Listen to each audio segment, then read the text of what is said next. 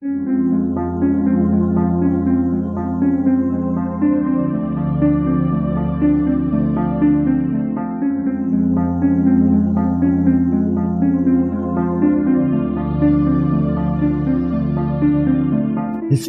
tells the story of the world and of our lives. Sometimes that history goes bump in the night.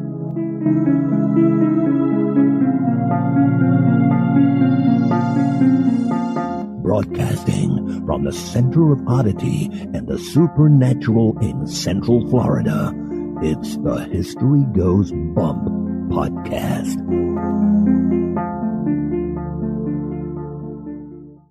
Hello, you spooktacular people. Welcome to this 422nd episode of the History Goes Bump podcast, Ghost Tours for the Theater of the Mind. I am your host, Diane. And this is Kelly. And Kelly, we are the COVID twins on this episode. We are. So you'll have to excuse our voices. We finally got hit by the COVID, so we might be sounding a little bit off. We are bringing to you a couple of locations. These were suggested by our listener, Angela Wallingford, Cincinnati's Union Terminal and Art Museum. Got some ghosts going on in both these locations, and they have a great history, too. Looking forward to it. Before we get into that, we want to welcome into the Spooktacular crew, I hope I say this right, Kjell, it's Kjell, Mike, Armstrong, Patty, I'm thinking her first name is really Patty, Tony, Brittany, Bonnie, and Julie. Thank you for joining us in our Facebook group. And now, this moment in Oddity.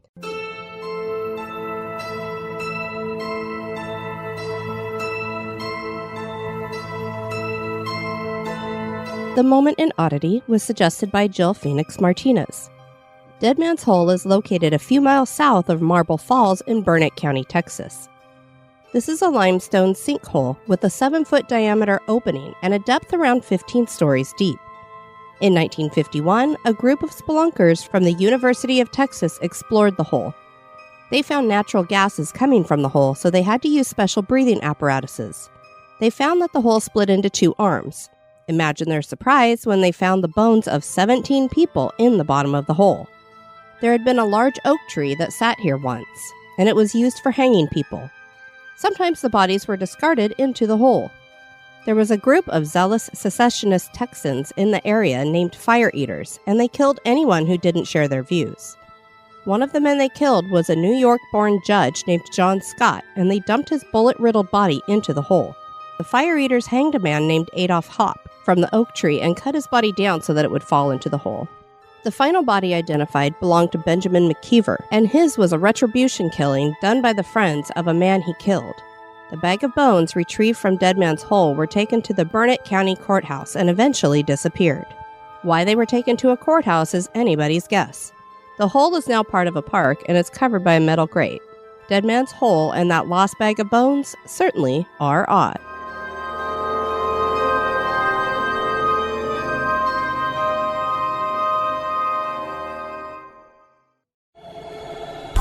The covers up tight. That chill you feel isn't the air conditioning.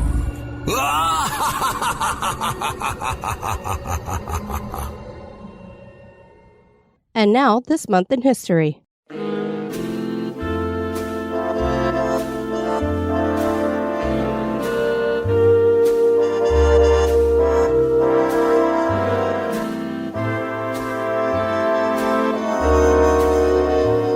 In the month of February, on the 5th in 1919, United Artists was created. Actors wanted to be able to control their own interests rather than being dependent on the big studios. United Artists was formed by Charlie Chaplin, Mary Pickford, Douglas Fairbanks, and D.W. Griffith, and it quickly did well because these were all big-name stars. Veteran producers eventually joined, but by the 1940s, the studio was struggling financially. The production studio was sold in 1951, and UA only financed and distributed films, with the original partners selling their shares in the mid-1950s. Successful films like The African Queen and West Side Story and franchises like James Bond and The Pink Panther helped UA to thrive again. Several Best Picture Oscars came in the 1970s, but then UA began to struggle again. In 1981, it merged with MGM and eventually became a boutique producer of smaller films, before being acquired by Tom Cruise and his production partner Paula Wagner. Later, the UA brand was subsumed into MGM and in 2018 became United Artists Digital Studios, which it still is today.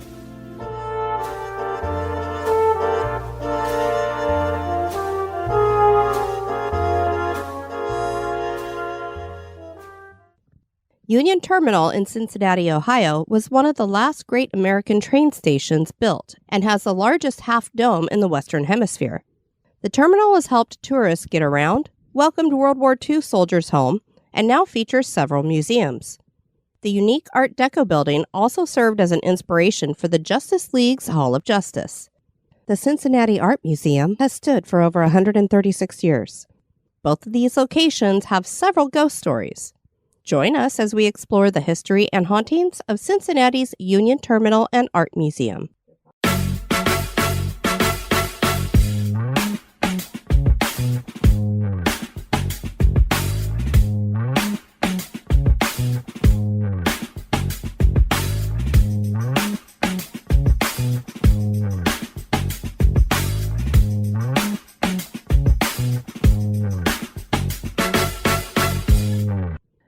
After the Great Flood of 1884, Cincinnati was in need of a plan for railroad traffic.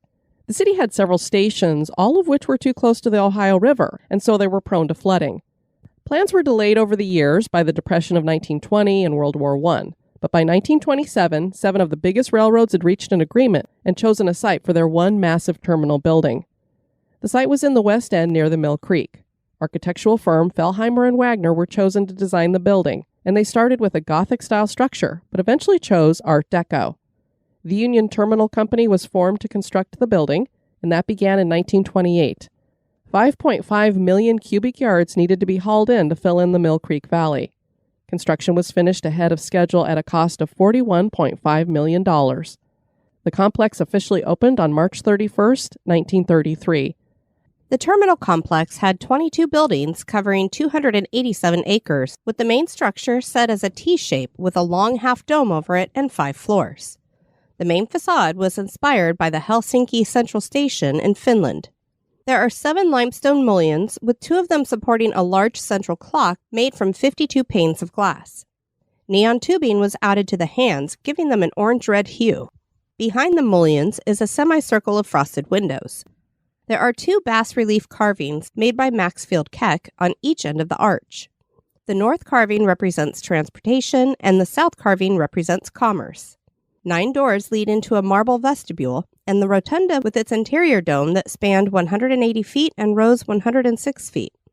The design of the complex featured 3 concentric lanes of traffic for cars and taxis, buses, and streetcars. 94 miles of track brought in and out 216 trains a day, carrying around 17,000 passengers. That was a busy place. Yeah, definitely.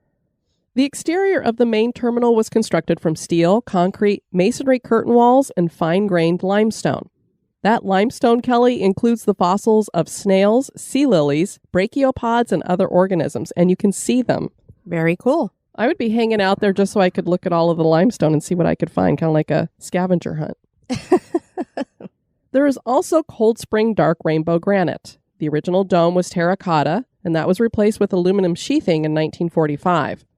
Other parts of the complex include a washing platform, cinder pit, coaling station, a power plant, 2 electric substations, a roundhouse, water treatment plant, a mail handling building, and an express terminal.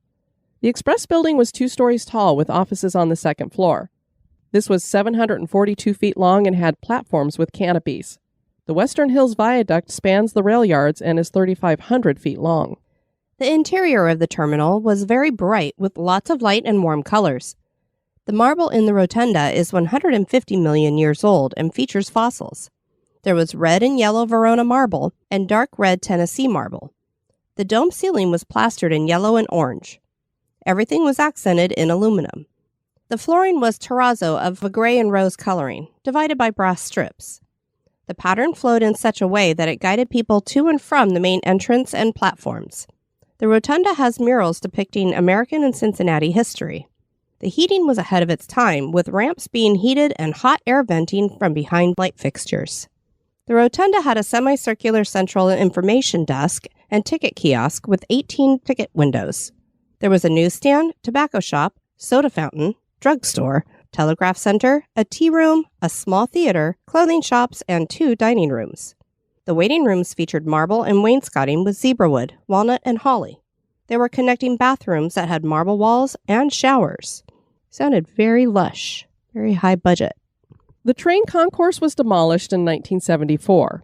American oak leather upholstered settees and chairs and aluminum frames were used for seating rather than wood benches. The interior featured industrial mosaics made by Weinold Reese, and I hope I said that right, representing 15 local businesses. These look like they were very, very cool.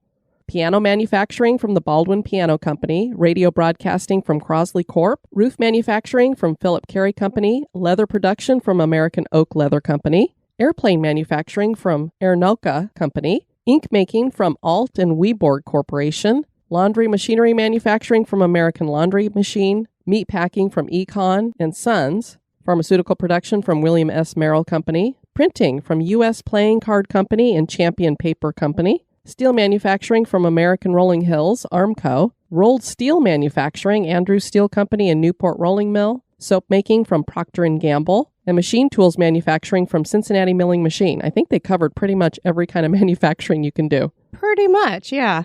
Now, wow. So you got all these mosaics in there, and I just told you that the train concourse was demolished. Well, they weren't about to demolish those mosaics, so they moved them to different locations. Several were moved back to the complex and placed in the museum. It took 3 months to remove the murals, and it was very difficult. 2 of them can be seen in the movie Rain Man, and that was in the airport. Oh, wow. And they've been moved from one place in the airport to another, so I'm not exactly sure where they're located now. But you could just imagine moving these entire walls of these mosaics. I'm just glad they were able to preserve them. Indeed, because I think they're probably pretty cool to see. Now I want to check out Rain Man and see if I can see some of them. Actually, all you got to do is Google and you can see some of them. I'll see if I can grab some of the pictures and I'll put them up on Instagram. Passenger train service would come to an end on October 28, 1972. Eventually, it would return in 1991 when Amtrak started operating out of Union Terminal. The complex had never been very busy. People in the city called it a white elephant. Traveling by train was already losing its luster by the time it opened, with the only uptick coming during World War II. By 1962, only 24 trains were passing through the terminal. The city decided to brainstorm some other uses for the building. The Cincinnati Science Center opened in 1968, but closed soon after in 1970. Just before demolition was scheduled, the terminal was nominated and placed on the National Register of Historic Places. Thank goodness. It just is amazing to me that they built this huge complex with all these big plans and dreams. And although at the very beginning it had, 17,000 passengers coming through there, it quickly didn't last very long. I guess not. And so then you think you've got this huge complex. What are you going to do with it? Well, they came up with a lot of uses for it. Southern Railway bought the passenger yard and turned it into a freight yard, and they had the terminal concourse demolished, which we just described earlier. The city of Cincinnati purchased the terminal in 1975 and started looking for tenants. Columbus-based Skilkin organization stepped forward with plans to turn the building into a mall called the Land of Oz. Their plan included a bowling alley and ice skating rink. Cincinnati awarded them a lease, and the developer spent $20 million renovating the terminal. They installed retail shops and restaurants, but the bowling alley and skating rink never happened. There were 54 vendors and 8,000 visitors a day coming through after it opened in August of 1980. But as we know, the 80s was a big time for malls. It's kind of one of the things they highlight in Stranger Things. Kelly, you and I were definitely hanging out in malls when we were teenagers. We were. But by the following year, tenants were already moving out of the mall, and Oz closed in 1984. So we had another white elephant here. Part of the building was renovated to become the Cincinnati Museum of Health, Science, and Industry, which opened in 1982. This would be joined by the Cincinnati Historical Society and Cincinnati Museum of Natural History. And later, the OmniMax Theater and Synergy Children's Museum were added. All the museums are known as Cincinnati Museum Center today. When Amtrak started service here again, the former men's lounge was turned into their waiting room and ticket counter. Major renovations to the entire complex were started in 2016 and completed in 2018. Another museum was added in 2019, Nancy and David Wolf Holocaust and Humanity Center. The Rookwood Tea Room had that name because it was completely decorated in Rookwood pottery tiles. During World War II, it operated as a USO center, and in 1980 it became a G.D. Ritzy's Ice Cream and Chili Parlor. Then it was a United Dairy Farmers ice cream shop. Today, it's a Grater's ice cream parlor. Have you ever been to a GD Ritzy's? I have not. Okay, so I didn't know that this was a franchise until I was doing the research for this, apparently, because I'm like, GD Ritzy's, I thought we had the only one that was ever made in Aurora, Colorado, where I grew up. How funny. It was literally behind our house. We could walk to it. This was the coolest place because it embraced the 50s, and I was totally into the 50s when I was in high school. Oh, did they have a soda counter and everything? They did. They had malts. All of the decorations were pictures of, Elvis Presley and Marilyn Monroe. They played music on the jukebox from back in that day. It was the coolest place. We loved eating there. They had great burgers, and of course they had the ice cream and stuff. And my sister, when we were in high school, had a 57 Chevy station wagon. So, we pull up in that thing, and it was like we were just going back in time. Very cool. I'm a little bit jealous. Yeah, so when I saw the name, I was like, oh my gosh, I know that place.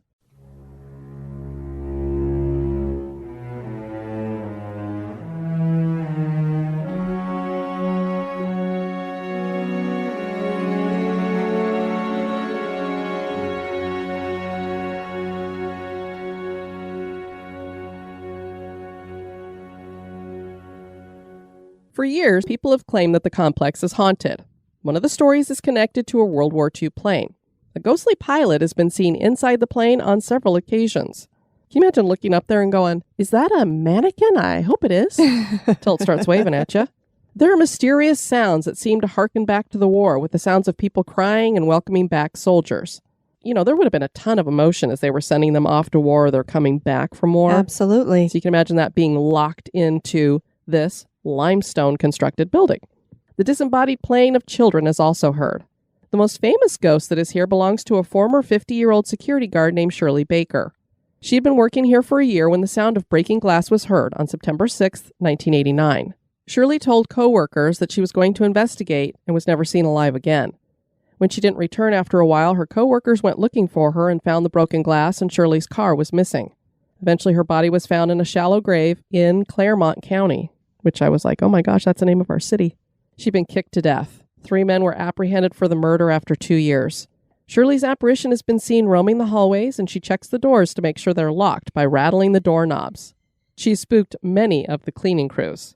One of the employees, Jessica Urban, was in a storage room when she felt a strong cold spot and then a flash of blue, and she was sure it was Shirley. Angie shared an experience that she had there. I do have personal encounters here. There was a replica of an ice cave in the Natural History Museum. At the end of the cave was a small pool of water with a waterfall and large chunks of ice. Leading a group one evening, which I had done hundreds of times, I watched as a dark shadow rose from behind one of the ice chunks and run into the waterfall. A co-worker was walking down a ramp in a gallery near this ice cave. She saw a shadow moving quickly up the ramp. She froze. The shadow went through her with a cold gust of wind. I was working an overnight one evening in the Natural History Museum. I needed to go to the offices on the second floor.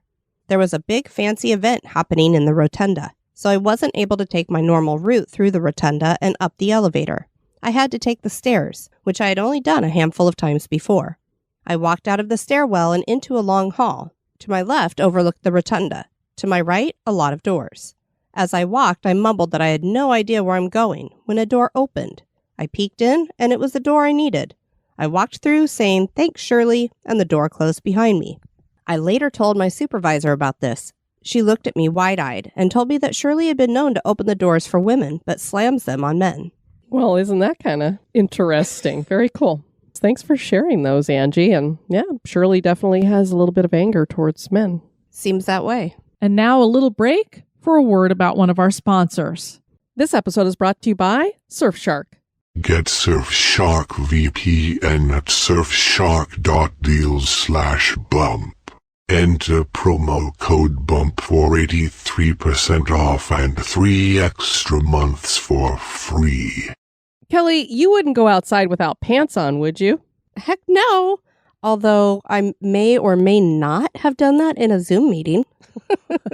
Right. You want to keep certain things private, and that's the way it is on the internet. Surfing the web without a VPN is like not putting your pants on. How does a VPN do that? VPNs keep your information safe and private by encrypting or blurring out the information. Nobody can snoop on you while you're online. With all our traveling to haunted locations, it sure would be nice to have that kind of protection when using public Wi-Fi. And we have to send and receive files when traveling too, so this would make doing that secure as well. And Kelly, I know how you like to shop online. Did you know that some of those websites will use your location to decide on what price to charge? A VPN can help you get the best deals. Awesome. And I have the perfect VPN that is proven to be very easy to use, affordable, and can be used on all our devices. Surfshark. A surfing shark can keep us secure? I mean, I know a shark would be great protection if you could control it, but... No, Surfshark VPN. People can try Surfshark risk-free with a 30-day money-back guarantee. Get Surfshark VPN at surfshark.deals/bump. Enter promo code BUMP for 83% off and 3 extra months free. That's right, 3 extra months for free. You know, somebody needs to come up with a VPN that keeps ghosts from following us home.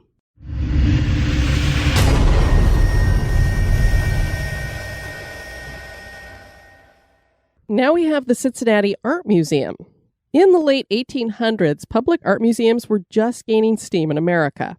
In 1881, the Cincinnati Museum Association was formed with the goal of founding an art museum in the city. Their first goal was to find funding, and they found a large donor in Charles West. He was a successful local businessman and philanthropist, and he donated $150,000. The Cincinnati Art Museum sits on a hill in Eden Park because that is where West wanted the building to be built. Other people had wanted downtown Cincinnati on Washington Park or Burnett Woods, but when you put up the big bucks, you get to choose the location. West did something else that helped raise funds. He challenged the citizens of the city to raise matching funds within a year. The citizens met the challenge in a month. That's pretty cool. Clearly, the people wanted this museum. Cincinnati architect James W. McLaughlin was hired to design the building, and he chose the Romanesque Revival architectural style.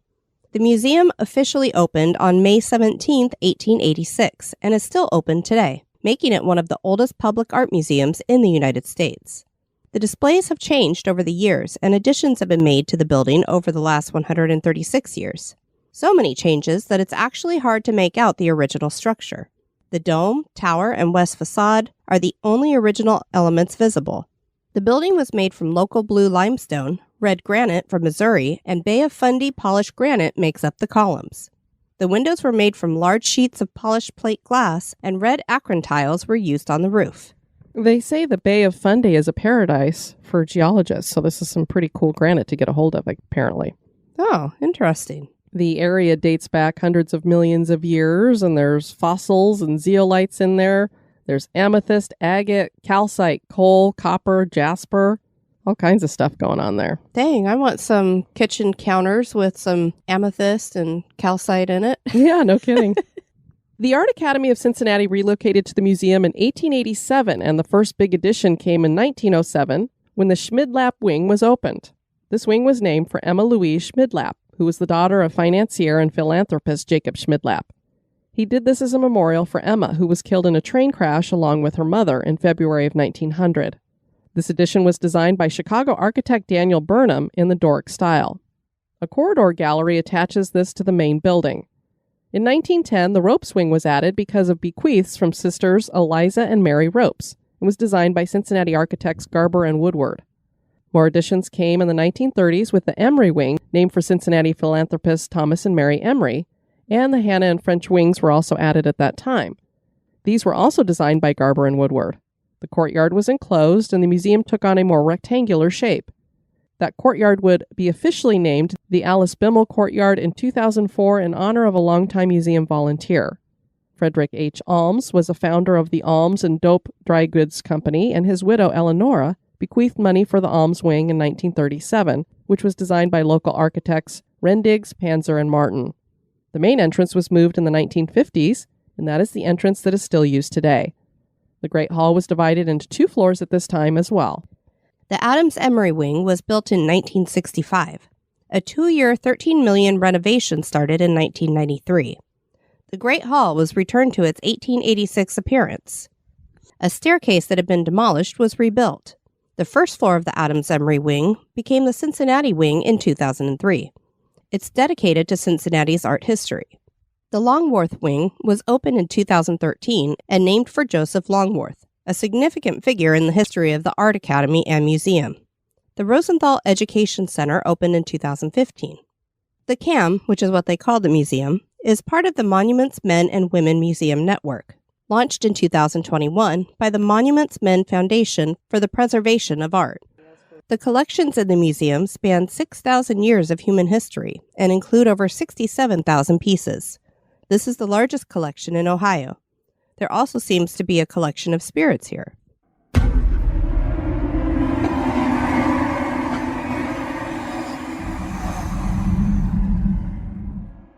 Employees and visitors claim to see mysterious orbs and figures. A painting of a woman with a lyre is said to sometimes sing in French. A Samuel Best clock in the Cincinnati wing no longer has its bells, but people say that it still manages to chime.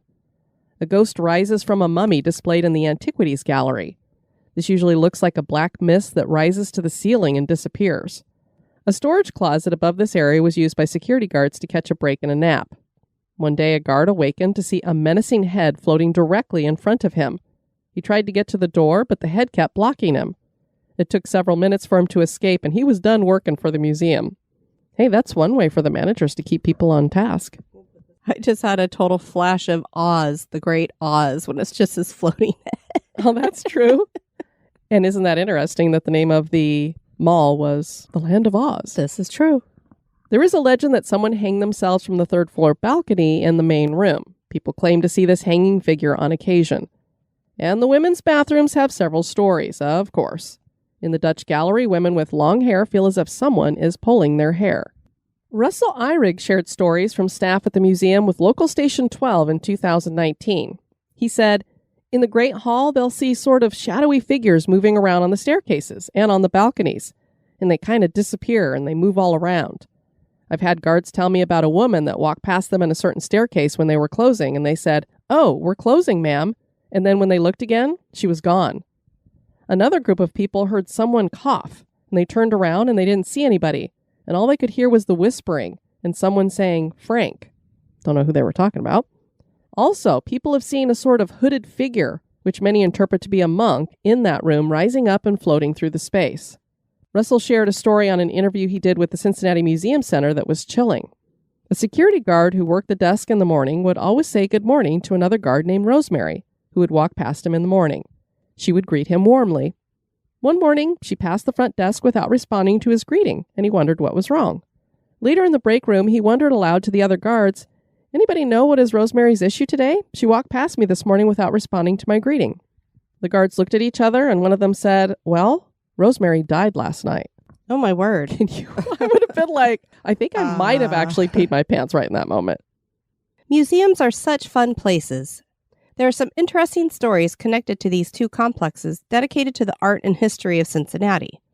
Are Cincinnati's Union Terminal and Art Museum haunted? That is for you to decide. A couple more places to check out in Cincinnati. I always love art museums because they not only are full of wonderful and great art inside, but the buildings are usually very interesting too. Yeah, most definitely. And this one has ghosts, so even better. Want you guys to check out our website at historygoesbump.com. And if you want to send us some feedback, you can do that at historygoesbump@gmail.com. Edward sent us an email, and he was suggesting some future locations for us, which we've jotted down. And then he also wanted to share experiences. One paranormal story I can share is about my uncle. We both shared a fascination with the paranormal, and we always talked about ghosts and other things. While I was in the Marine Corps, I got the call that he had passed away. I made arrangements to get home in time for the funeral, but I had to catch up on inputting safety reports into the database. I worked late into the night the day before I was to fly home. I took a break and said aloud, "Uncle Joe, I'm going to miss you." And at that very moment, a clipboard fell off the wall. What makes this so unusual is that the clipboard was hung on a nail pointing up. The nail was still in the wall. In order for it to fall off the wall, it would have had to have been lifted up. There were no windows, so there was no draft, and I was the only one in the office. I was not scared, but I did pack up and go home. Wow. I always love it when people share stories about that when they have an interaction with a family member. Yeah, definitely. Chris wrote us and said, "Hi, Diane and Kelly. I'm usually way too shy to do this, but I wanted to drop a note and say that I really enjoy your podcast. It was among the first podcasts I ever listened to and has been almost 4 years now. Yours is also the first podcast I listen to in the morning when I'm dragging myself to my desk at work. Both of you have this infectious, cheerful attitude that makes it impossible to start the day in a bad mood. Isn't that cool? Aw, thank you. I was listening to your latest episode on Ellicott City, and you mentioned the Enchanted Forest theme park. It reminded me of this old roadside attraction on the side of the 95 just south of Woodbridge, Virginia. It was called Storybook Land. By the time I was in elementary school, it was already closed down. Whenever we would get close, I would keep my eyes peeled for the mysterious, colorful little cottages that were being slowly enshrouded and consumed by the forest. Makes me wonder if that was the beginning of my interest in abandoned, well, everything. And then she's been to the Jerome Grand Hotel in Jerome, Arizona, and she said, about 20 years ago, my husband and I were enjoying lunch outside on the front patio. When I went inside to find a restroom, the staff must have been in the kitchen because it was empty. When you walk in, there's a hallway that runs all the way back to the hotel area. I was in one of the side dining rooms searching for the facilities when I heard someone clearly walking down the hall. I popped out to ask them directions, but no one was there. The entire hall was empty, and all the doors were closed. It was unnerving, but things were urgent. I still ducked into the restroom in the hallway when I noticed it there. Guess my spirit friend wanted to lead me in the right direction. Perhaps. And then Kimberly wrote, she said, hello, ladies. Absolutely love your show. I was just playing catch up and heard several episodes talking about Peggy versus Margaret for nicknames. My aunt had 3 Aunt Ruths when she was little. Somehow she could not keep this straight in her young head, so they ended up calling them Aunt Ruth, Aunt Ruthie, and Aunt Booby. Okay. Aunt Booby was called that until well after her death in her 80s, and that is certainly odd. Love it. Thanks for sharing all those. We love hearing from you guys. Thank you so much for joining us on this episode. I've been your host, Diane. And this has been Kelly. You take care now. Bye-bye. Bye-bye. This episode is brought to you by our executive producers. Dispatches from the Grave Digger. We want to thank Sam Skillington for raising her donation. She's going to be moving into a mausoleum. She's been giving to us for a long time, and we even have Morgan's artwork up in the studio. Yes, we do. So Morgan is going to have to do some artwork for the mausoleum as well. I would say so. And thank you so much for supporting our show. Yes, we definitely appreciate it very much. Be sociable. Drop the chain rattling, neck biting, and shape shifting. And join us on Facebook and Twitter at History Goes Bump. Like the page and follow us.